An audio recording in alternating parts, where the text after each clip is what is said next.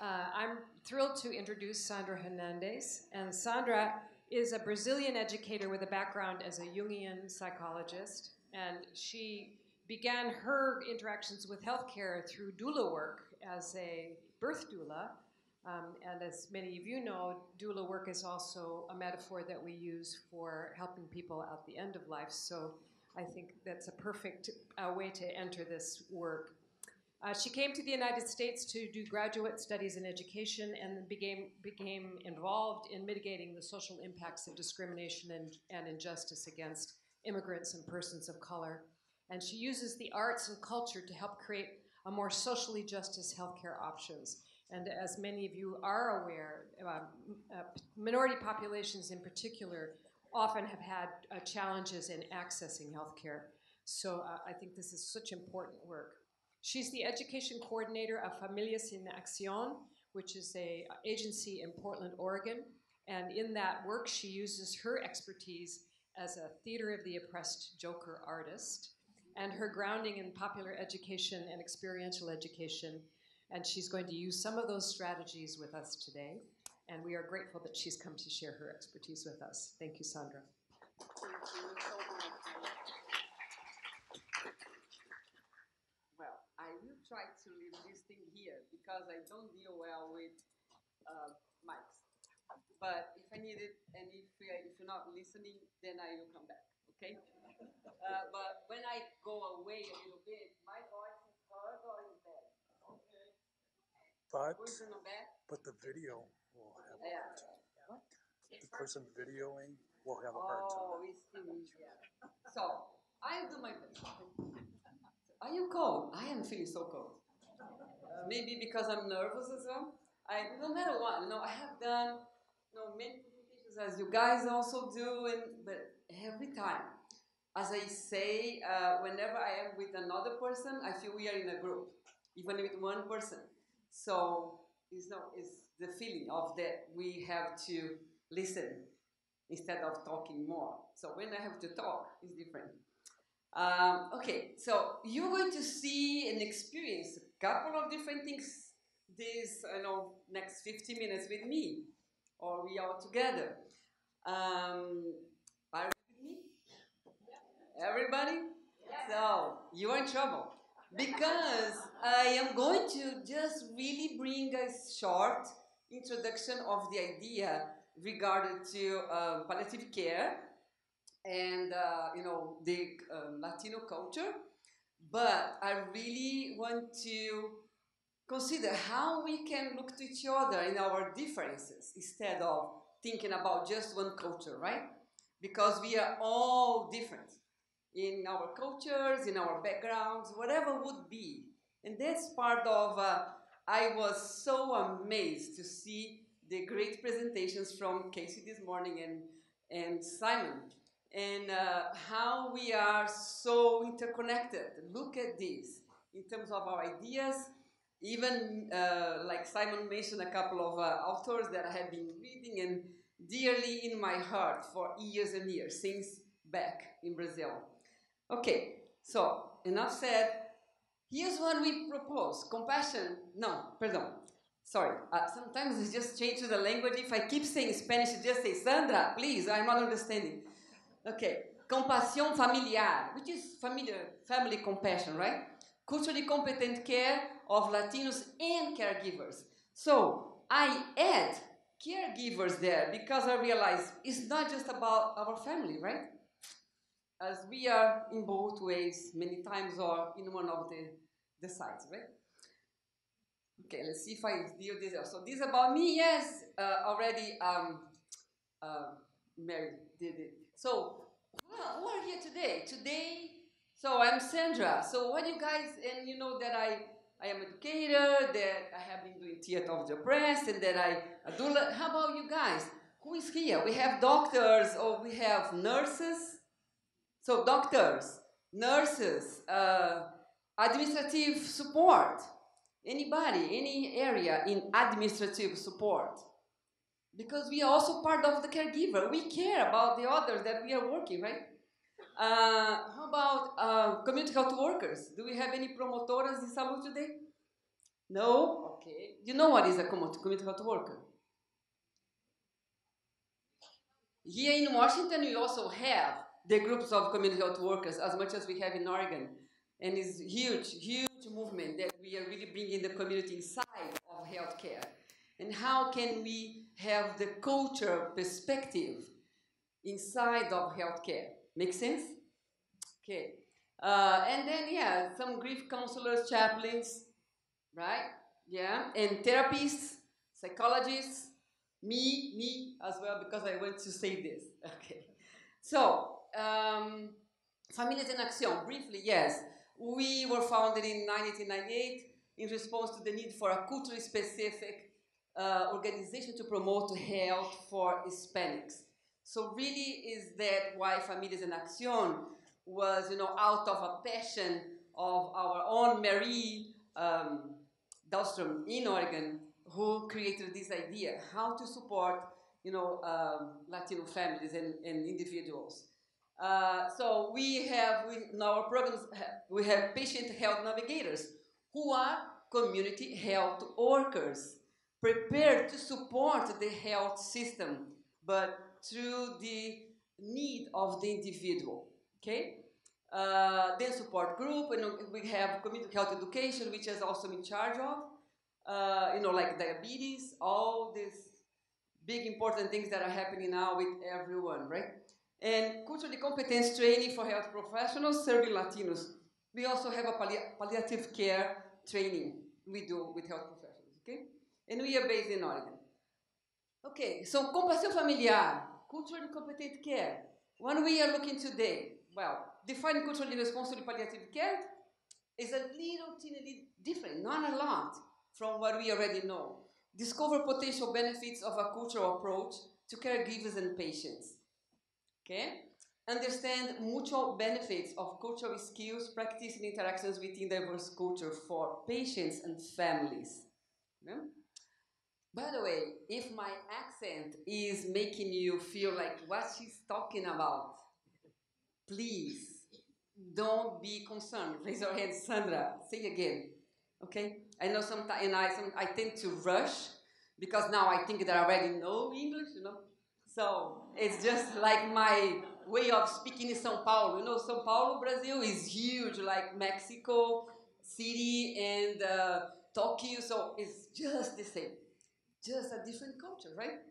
Okay, so what I want to say, this is just to remind us, palliative care. I don't need even to talk about this. You guys know, maybe our concept, main thing here, he just told me, here, PC works well with the Latino and all diverse cultures, culturally traditional. So, I want to ask, why do you think that I'm saying that palliative care works well with Latino communities? Why do you think I'm saying this? Family. Home, family. What else?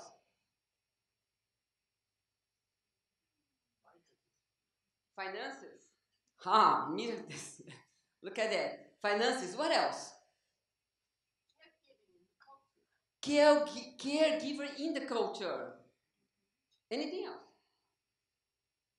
That's basically this. And also because we really, how can I say this? And this is going to be there. Let's see if I come back. Yeah. It's going to be there. Sorry, no, not this yet. Because it's really something about relationship.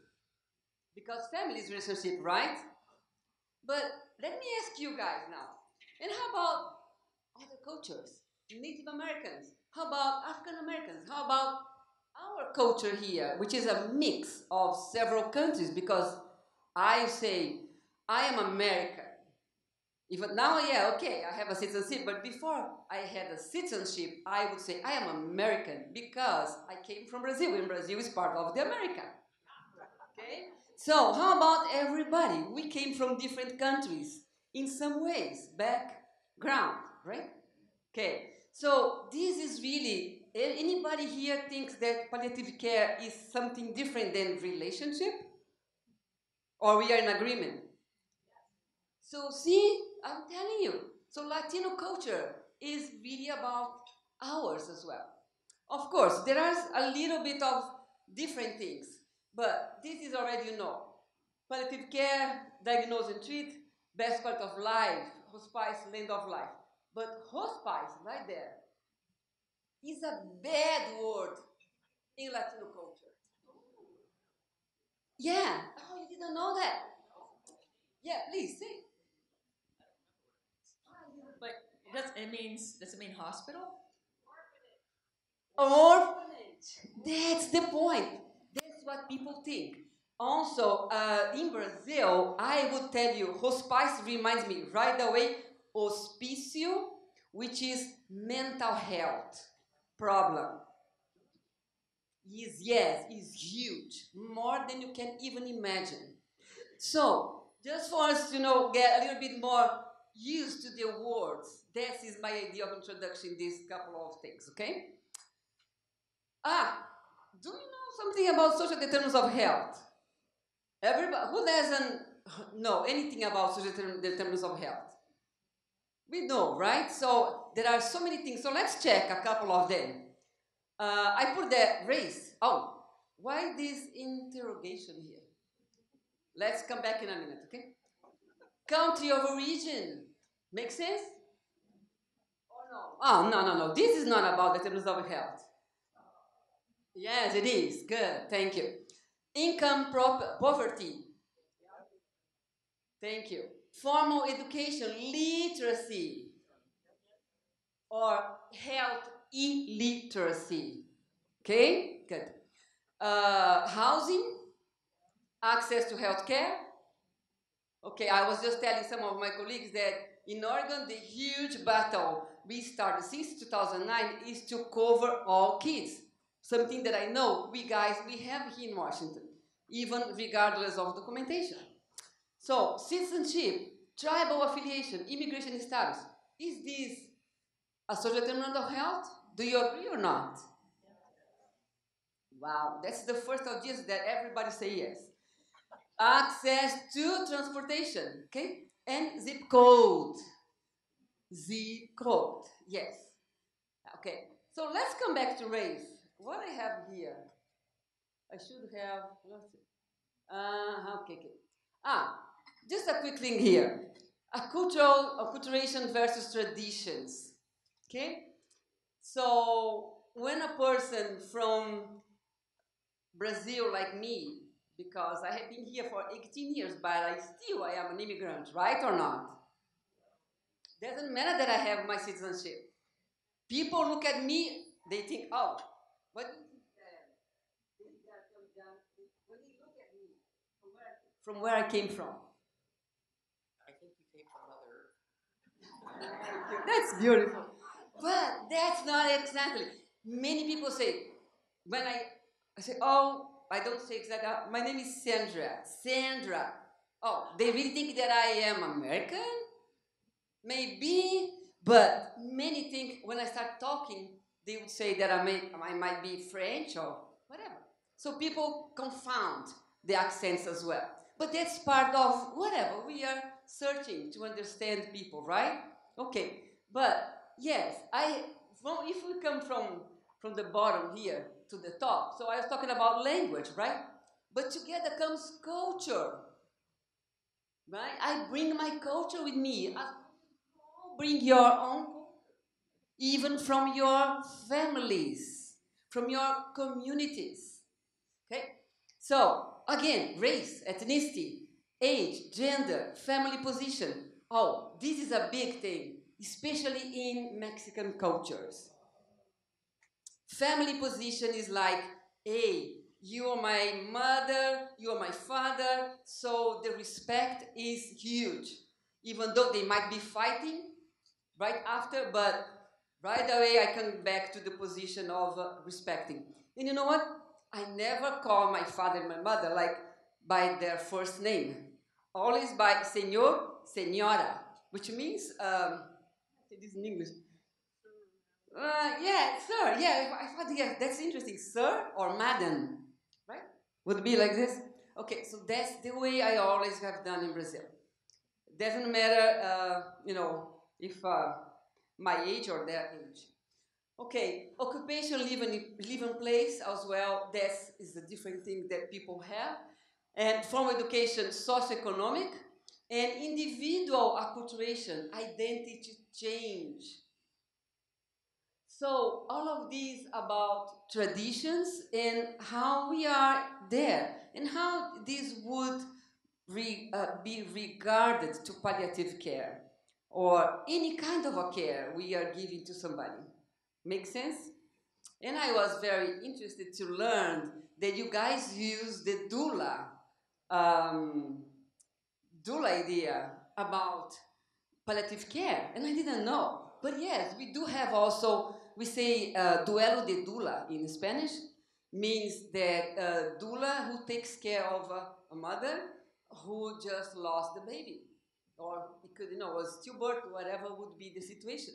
But we say doula de duelo, okay? Okay, coming back here, if I can here, okay. Now, race or ethnicity. I think that's one of big things that I would like to call you guys' attention. Origins of the word, to denominate a contest, right? Or not? A competition. To enter a horse, look at that, in a race. Look at the years when the word started being used for this, okay? Then let's go here. Race applied to humans. When we start using that. Okay? Anthropology, yes, great. I love anthropology. It's part of myself. Based on an arbitrary selection of physical characteristics. Is slavery immigration? Why do you think I brought this today?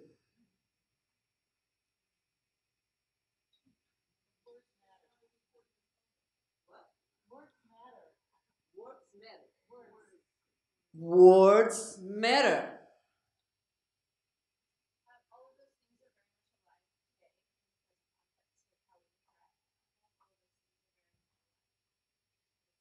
Sorry, can you just short that again? Everything we are doing today is regarded to what we have done in the past? Yeah, all of those words are still very much present. Okay, the words are still very much present.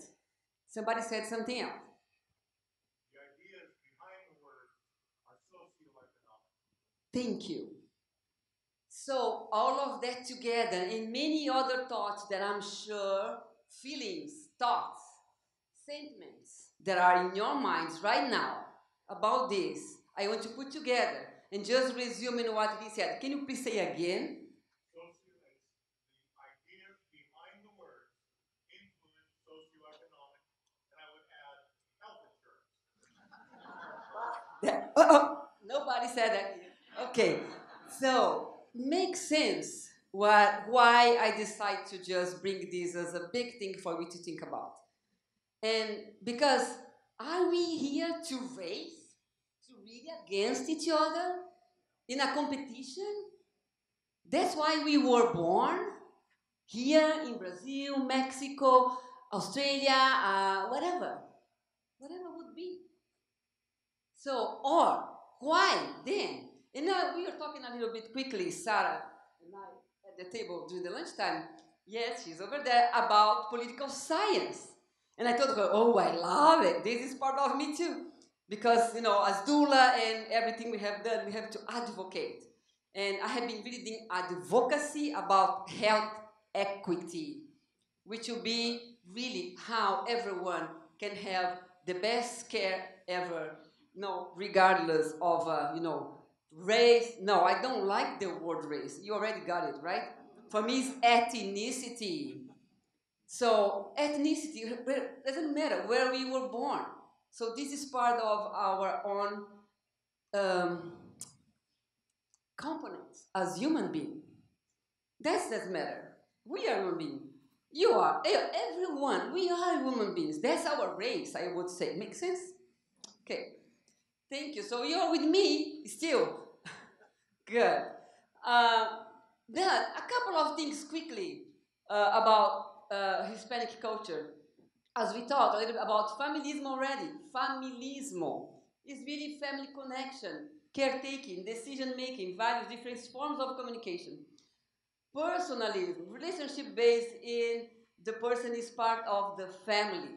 So this is really important. That's how people relate to each other. Okay? Confianza, trust, respecto, mutual or hierarchical respect, dignidad, dignity, acculturation, ethnic and or cultural identity, society. Well, some things here are my own ideas, but I want to ask you, is something different from you guys about trust in your cultures? It would be different? Or you also have a relationship based on trust?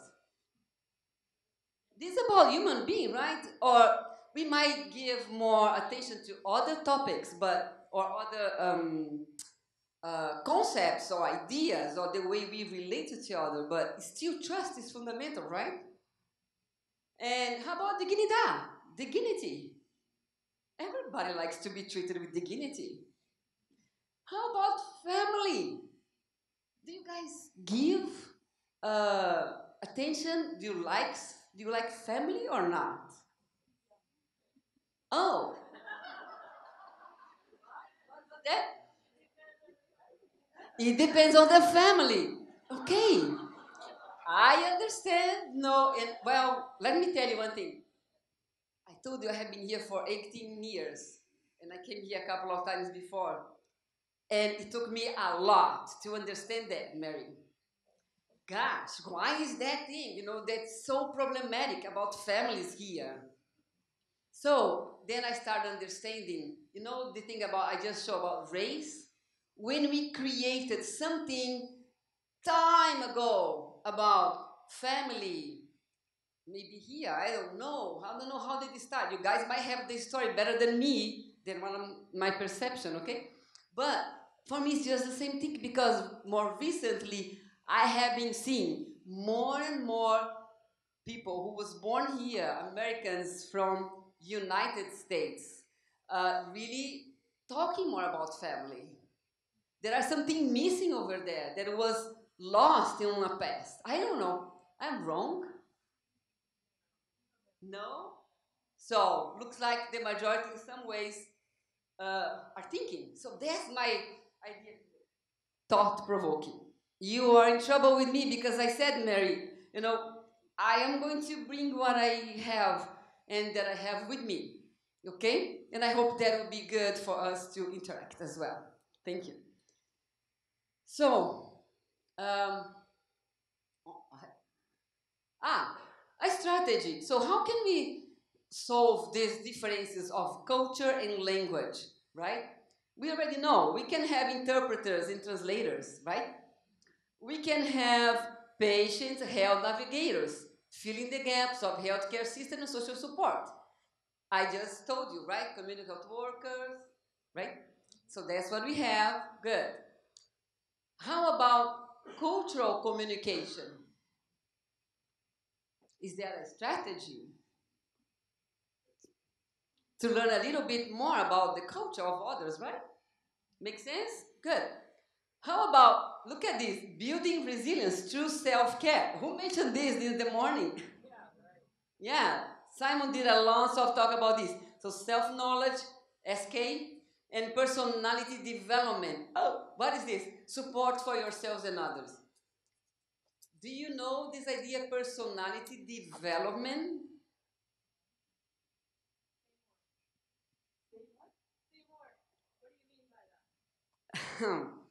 What do you guys think that is personality development?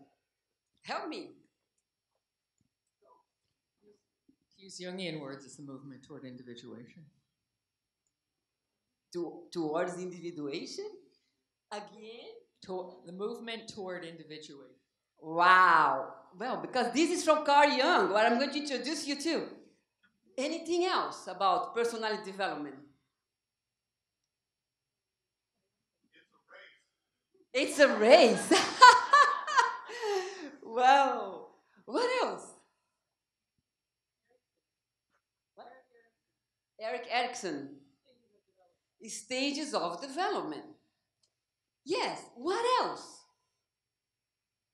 What is personality? I would say deepening. Deepening. Yes, great. Anything else? It's cultural when you talk about entertainment like the Kardashians and role models, Kardashians? personality, worship. So say again, Kardashians. So why people are laughing? I am not laughing.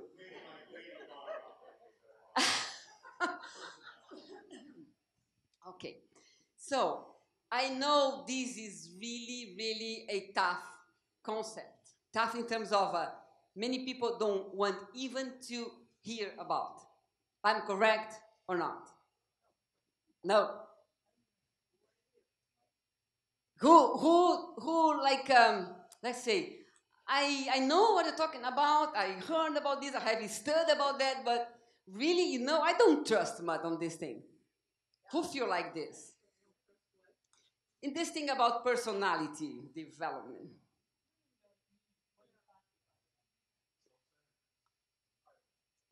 Okay, so let's see a little bit more about this. Health and Palliative Care Foundation.